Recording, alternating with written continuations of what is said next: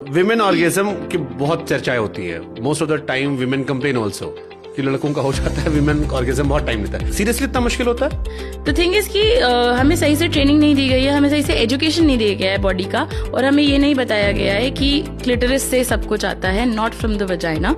And दूसरी बात यह है कि बहुत सारे लोग ये बात नहीं रियलाइज करते कि average time to orgasm for a woman is 20 minutes.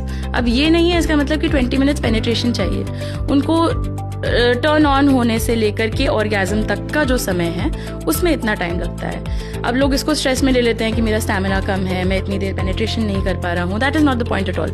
अगर हम क्लिटरिस पे फोकस करें, चाहे उसको टैपिंग से, चाहे उसको ओरल सेक्स से, जिस भी तरह से उस पर फोकस करें, ऑर्गेजम्स वहां से आएंगे। And it's not as big a mystery as it's made out to be. दूसरी बात यह है कि औरतों के लिए, मोस्ट औरतों के लिए इमोशनल कंपोनेंट बहुत जरूरी होता है। Sex is not merely a physical thing. And अगर उस टेंडरनेस से, उस अफेक्शन से, अगर उस कंसिडरेशन से औरतों को डील कराया जाए तो most women have good healthy sexual relationships.